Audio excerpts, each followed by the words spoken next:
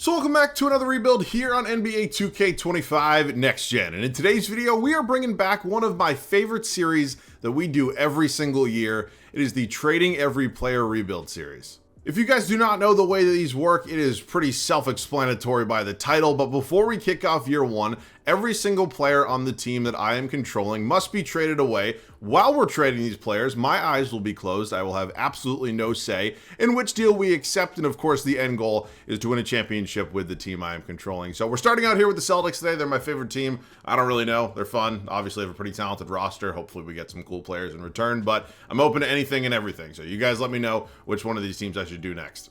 I'll explain the rules and how these kind of work once we get into the video a little bit more, but of course, let me know any other rebuilds that you guys do want to see just in general. Of course, we've been doing the Curry era rebuilds. Those are off to a super fun start. I plan on doing this series and that series, kind of just bouncing back and forth while mixing in some challenges over the next couple months. So if there's anything else you guys really want to see, make sure to let me know down below in the comment section, but I am excited to be back with this series. It is certainly one of my favorites. I know it is one of your favorites. Let's get into it. All right, so I will try to keep the chit chat to a minimum. Of course, if you guys have been watching these series over the past couple years, you know that these videos tend to be pretty long because, of course, I am trading away basically 15 guys before we even sim a single game. Now, something else I just want to add, sometimes people get a little bit confused. Once I trade away every single player that is currently on the Celtics, as we are using them right now, I can't bring anybody back, right? Even if it's just for a trade, a free agent, bench signing, whatever it may be, nobody who's currently on the Celtics and any other team we rebuild throughout this series can be back on this team at any point. Cool? Got it? Same page? Good. Let's get into it. All right. Obviously, the Celtics are a talented roster. Now, something else to probably note, I don't know if it'll pop up today, but if we get 0 trade offers for a player, we use Siri and it gets very confusing and it's a huge pain in the ass. So hopefully that doesn't happen. And let's just go ahead and start out here with Jason Tatum. Something I actually am going to do, I'm going to move some positions around because it tends to help things out a little bit when you do that. So I don't really know if anybody else will move too much besides Tatum. So yep, we're just going to move Tatum to small forward. He goes up to a 97. Maybe could actually be a 97 in real life. That's neither here nor there, though. So we have 3 offers for Jason Tatum. I, of course, am not going to choose which one of these we get. I will actually jump off a bridge if we end up with that one. That wouldn't be terrible. So I'd obviously prefer the Grizzlies or Knicks, but as you can see, we are going to close the eyes. We are going to just shuffle through these, and we'll stop in 3, 2, and 1. And we end up with Ja Morant and Jaren Jackson Jr. for Jason Tatum and Drew Holiday. Now, realistically, just with the way the 2K kind of trades work and the offers, probably never going to get the right value in return. But all things considered, I will take Ja Morant and Jaren Jackson Jr. because I'm not getting Zachary Rizachet in return for Jason Tatum. So, welcome to the team, Ja. Welcome to the team, Jaren Jackson Jr. We will now start out with the reigning Finals MVP and only 3 offers for him. Unfortunate, but it's just the way it's kind of going today. It typically happens with some of the higher overalls, and we'll stop right about now. And we're going to end up with Pascal Siakam and Benedict Mathurin for Jaylen Brown and Neemias Queta. Honestly, could be worse. I can live with that. So kind of have our new, I guess, big 3, if you will, at this point. Now, Tingus Pingus should have a few more offers for him. We're going to have about 23 of those, so we're not going to go through all of these. You guys can just kind of slow it down and pause if you want to see something, but we'll stop right now, and we're actually going to go one to the left this time. As you can see, the eyes were still closed. Oh my God. Okay, well, Nikola Topic and Isaiah Hartenstein is certainly not the worst offer in the world. It would have been Rudy Gobert and Rob Dillingham, but yeah, I guess that is something that we're just going to have to live with. I mean, that's kind of the challenge of these videos, if you will. Now, Derek White is one of my favorite players in the league. Like, many people probably love Derek White. But we have to trade him, of course. So continue scrolling here. We are going to keep going till right about now feels good. Oh boy, we are sending Derek White to the New York Knicks for a first-round pick from the Wizards in 2025, top 10 protected, and getting Mitchell Robinson back as well. That is, yeah, I don't love that. Oh, Al Horford, my GOAT. It hurts to trade you. Now when we get into some of the lower overalls, we are just going to kind of double up just for, efficiency's sake. And as long as we still have multiple offers, we have 19 here. It's cool with me. So stop right now, and then one to the right this time. It is going to be Malik Monk and Devin Carter coming back here to Boston, or it would have been Trey Mann and Grant Williams. So I will certainly take this deal here from the Sacramento Kings. Thank you very much. Let's see, who else do we have to go? Luke Cornett, Sam Hauser going to be the next 2 guys we move off of the board. For these 2, we have 24 separate offers. We will continue to scroll until we feel comfortable and hoping that I'm landing a pretty good offer right now. And it's going to be Jock Lawndale and a first-round pick from the Houston Rockets in 2028. Again, fine by me. Not like I really had much say either way. So, slowly but surely, almost completing all this. Xavier Tillman Sr. will do him and Jaden Springer. And we're getting pretty close to the end of the list. Something else, if you did not know or you were not aware, we do not trade the two-way players. Just, a complete waste of time. Stop. It's going to be Ben Shepherd and Johnny Furphy. It was just a first-round pick. No, he's second-round pick, but just drafted. Welcome to the team. Another deal with Indiana. I feel like we've made a lot of deals with the Pacers. Okay, I'm not really sure how many more guys we have to go. It's actually just Jordan Walsh and Baylor Shireman because, again, we don't do the two-way players. So, final deal here before we pretty much set the rotation and kick off year one. We will stop right now, and it is going to be Trendon Watford and Jalen Wilson here from the Brooklyn Nets. All right, I believe that should clear out this team and every single player that was not on a two-way deal, and it does. So we are officially all set. Now, sometimes I've also said in rules that after I make all the trades for year one, I also can't make any other trades manually. I'll stick with it today. If you guys want to let me know your thoughts on that down below in the comment section, and I probably explained that bad. After I try to trade away an entire roster, sometimes I make myself keep that entire roster that I just obviously traded for, and I can't make any of my own trades before year one, if that makes any sense. If you want me to do that, let me know in the comment section. I don't really care either way. All right, we have an interesting-looking team here as we approach year one. There is a lot of big men depth here with this group. Oh, boy. All right, well, again, that is something we will address at some point in time, but we're not making any other moves, so I may move around a position or two, but I will just see you guys in the rotation. Rotation is finalized, and we are ready to go for our first season here in Boston. Now, I moved around some positions. It's not exactly perfect, but again, when I can't make any other moves, it's kind of what we have to work with. Now, here's how it's going to look. Probably not many surprises, 1 through 5. John Morant, Malik Monk, that is an explosive backcourt. Benedict Mathurin here at the 3, Pascal Siakam at the 4, and then Jaren Jackson Jr., who, again, I know probably had to play some 5, especially last year with all the injuries that Memphis dealt with, but I know he's damn near 7 feet tall, but he is a 4. He is not a 5 and should not be a 5. Now, the bench unit's going to be interesting. Isaiah Hartenstein is actually going to be my backup power forward here. I know he's not necessarily an elite floor spacer or anything like that, but given the depth that this team does currently have, between him and Mitchell Robinson, one of them had to move to the 4, and yeah, I'm going to do Hartenstein 10 times out of 10. So Robinson will be the backup 5. Trendon Watford actually moved to the backup 3. He actually went up 1 overall at that. Nikola Topic is going to be the backup 2, and then finally Devin Carter rounding out the 10-man rotation. So unfortunately, like Jock Lawndale's not going to play. Johnny Furphy not really going to see any minutes here for at least year 1. So just the way it kind of goes, but honestly, I don't hate having the depth there. Trade pieces at a minimum at some point in this video, and of course, all under Mr. Joe Mazzulla. So, yep, that's the team. It is interesting to see my Celtics like this, but honestly, it is probably one of the better teams we will have in a year 1 after trading away an entire roster. So, excited for it. I'll see you guys at the end of the first season. Year 1 is over, and I'm honestly pretty disgusted with the results. It's 42-40 as the final record. Now, I know the CPU and the sim doesn't love the Celtics, but 42 wins for this group? I don't know about that one. Now, Luka Doncic, he's your MVP. Reza Shea, Rookie of the Year. God, I forgot. After doing all the normal rebuilds, I just can pretty much tell you, year 1 anyways, who is always going to win every single award. So we are going to go ahead and be just 1 game ahead of a play-in spot. So it's going to be us and the Orlando Magic here in round 1. Pacers take the East. Dallas takes the West. Now let's take a look at some of the numbers on the season for this group. John Morant, really strong season out of our point guard. Jaren Jackson Jr., Malik Monk, Siakam, Ben Mathurin, Watford, Topic, Hartenstein, Robinson, and then Devin Carter. Rebounds per game with Siakam.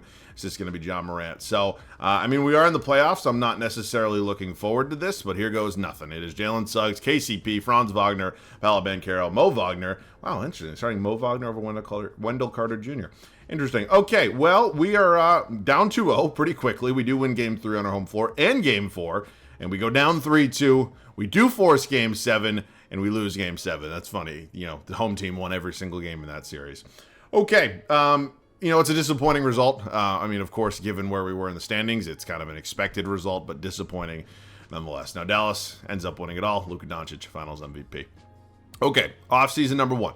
We obviously have some decisions to make. Now we have kind of free reign, if you will, in terms of making... Oh, my God, that Wizards... Oh, shit. It's top 10 protected. Motherfucker. And it goes number 1. I guarantee if it wasn't top 10 protected, though, that shit falls right down to number 5. I guarantee you. I mean, the good news is, given 2K and their bullshit, we are going to probably have the unprotected pick next year. Joe Mazzulla will not be going anywhere, has 1 year left on his deal, but I love Joe Mazzulla. I'm not firing him. Okay, let's head up to the draft. We do have our own pick at number 17. We have a few other future draft picks to play with. I think I'll actually just draft somebody at 17. Now, I'm not expecting to get a superstar here or anything like that, but Flag, Bailey, Harper, Traore, Edgecombe, not really a lot of surprises. So Michael Ruzic is sitting here. He got Noah Ezenge. Noah Ezenge. A lot of names here. Alex Caravan sitting there. Michael Ruzic, welcome to the team. Small forward, that backup spot, maybe a position of need. He's a 75 overall. It's cool with me. Everybody here will be brought back, and as we approach qualifying offers, Drew Peterson was a two-way guy, so definitely will not be qualifying him. J.D. Davison, also two-way guy, will not be bringing him back, so I think it is time for maybe 1 or 2 trades. Okay, we just pulled off a pretty big deal with the Orlando Magic and landed ourselves a nice upgrade at our small forward spot. Now, here is the deal. It is going to be Hartenstein, Topic, Ben Shepherd, Johnny Furphy, Jalen Wilson, and our unprotected first-round pick this year, or next year, excuse me. And Franz Wagner is going to come in, and he's a clear-cut upgrade at that 3. Ultimately, I don't have a problem with Benedict Mathurin, but I think we needed a little bit of an upgrade somewhere, so he'll just kind of come off the bench, likely in a 6th-man capacity. I have to figure out what I want to do here, because Ruzic probably does deserve to play, so whether or not he's playing the backup 4, Mathurin's playing the backup 2, we will certainly sort that out. But I am excited about this. I think it is a move that is certainly going to benefit this team, and honestly, we did give up some decent depth, but a lot of it was depth that wasn't even going to play for us. So let me just check here. Michael Ruzic actually stays the same at power forward. Completely fine by me. He will take over there as the backup 4. Okay, now moving forward, I do think there's one other move I want to make. We now need to figure out who is going to be our backup point guard. Of course, moving on from Nikola Topic. And, Nikola Topic. All right, Jock Londale, probably going to be traded. I mean, who are my shooting guard? Actually, a guy like Karis LeVert wouldn't be terrible.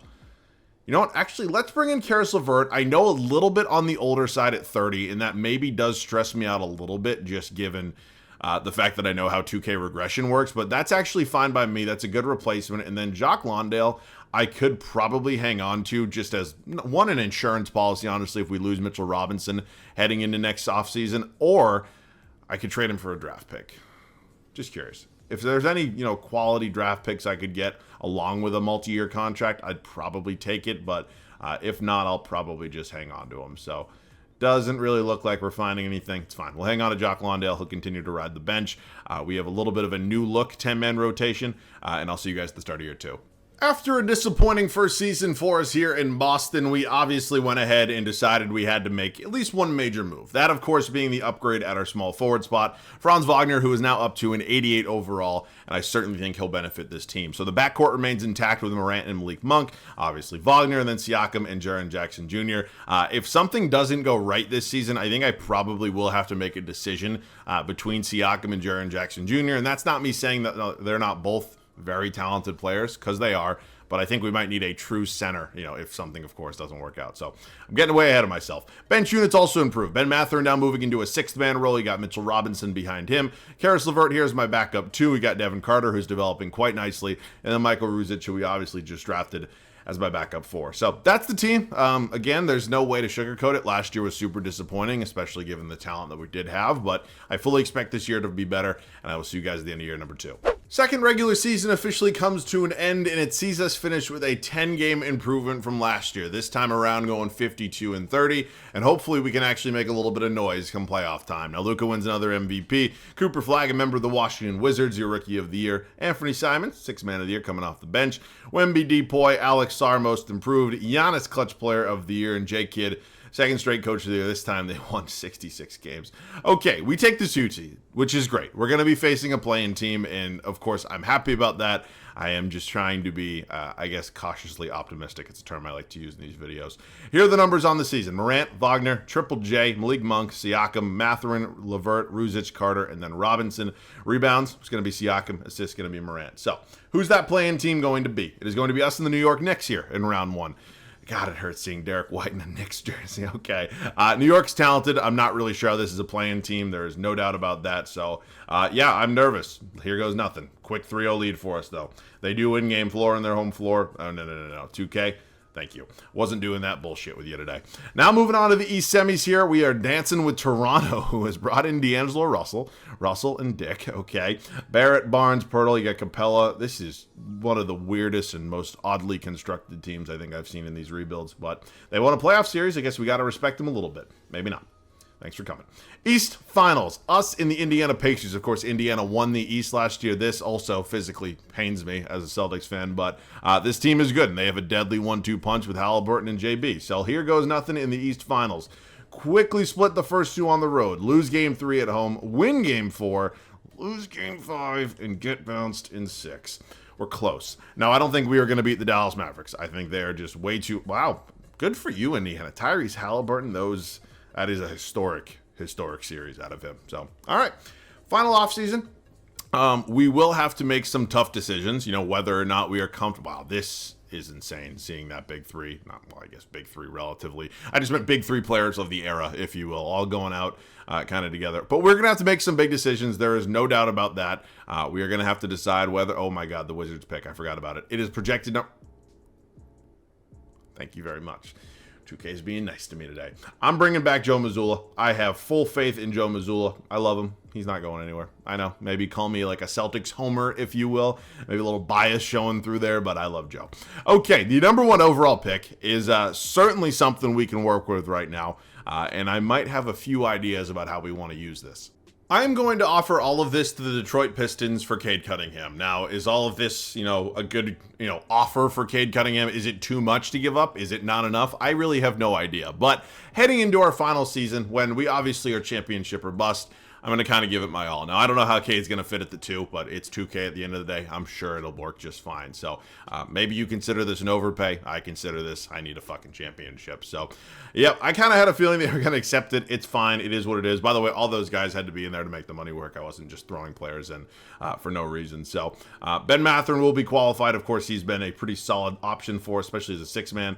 Triple J, no, not going to go anywhere. We're just going to pay everybody, right? I mean, why wouldn't I? We are obviously looking to have as much depth as we possibly could. So, welcome back, all 3 of you. We are going to have to make a few other decisions because we did just give up a few other depth pieces. But let's take a bare bones look at this roster right now and the way things stand. So, I am going to move Cade to the 2. Let me just go ahead and do that quickly. Is there any difference between Cade and Ja? I mean, they both go up 1. Cade's a few inches taller, so I guess maybe that makes a little bit more sense. Okay, let's see where we are at. Good here. Need a backup shooting guard. Certainly good there. Fine there. And actually, I'm fine there as well. So, is it a little bit risky to have Jaren Jackson Jr. still run the center spot? I mean, just looking especially at the rebounding numbers, they don't really excite me for a guy who is, 6'10", basically 7 feet tall. And I understand that Siakam's done a really good job of kind of cleaning that up a little bit, but I am a little nervous. But I think the team, just in terms of overall, is talented enough to kind of, I don't want to say let that slide, but I think we're probably going to be fine. So I'm actually going to bring in Caleb Houston. He's only 23 years old, and I really do think that it's going to be better to have somebody like this who's still young and could possibly go up in the overall department rather than a veteran like Powell or Bogdanovich or Hardaway, who we just know damn well is going to go down. So Caleb Houston, welcome to the team. That is going to be our final move, and this is going to be the team that we are going to go to war with and hopefully win a championship with. I'll see you guys at the start of year 3. It is the final season here in Boston. Of course, last season made it all the way to the Eastern Conference Finals, came up short against the champion Indiana Pacers. Offseason made a really, really big trade to land ourselves Cade Cunningham. And as we approach year 3, it's obviously now or never. It is John Morant, Cade Cunningham, Franz Wagner, Pascal Siakam, Jaren Jackson Jr. I mean, that is just an incredibly talented starting 5. Bench unit's pretty decent. Ben Mathurin, Mitchell Robinson, Devin Carter, Michael Ruzic, and then Caleb Houston, who, didn't move in the overall department, but you know what? He didn't go down. So we're in a pretty good spot right now. I don't want to say that we're like underdogs or anything like that, because given this team and the way that we're constructed, that would just be bullshit. But I am, nervous, but again, optimistic. I will see you guys at the end of the final regular season. We finally have a new MVP here at the end of the final regular season, but more importantly, 68-14 for us. I'm hoping that is the best record in the league, and hopefully we are in the driver's seat to be hoisting the Larry O'Brien trophy by the time this video ends. AJ Debance, your Rookie of the Year. Dylan Harper, 6th man. Wemby, another depoy. Hugo Gonzalez. Anthony Edwards. our guy, Mr. Joe Mazzulla. Now, 2K does it basically just based on records, so whoever typically has the best record wins Coach of the Year. I'll take it. We are the 1 seed here, 13 games up on the Toronto Raptors, and it was the best record in the league. We may be dancing with Wemby and the Spurs come finals time, but of course we have a long way to go until we get there. There are the numbers if you'd like to pause. There are the rebounds, and there are the assists. Okay, round 1, us and the Wizards. Okay, I mean, Jimmy Paul.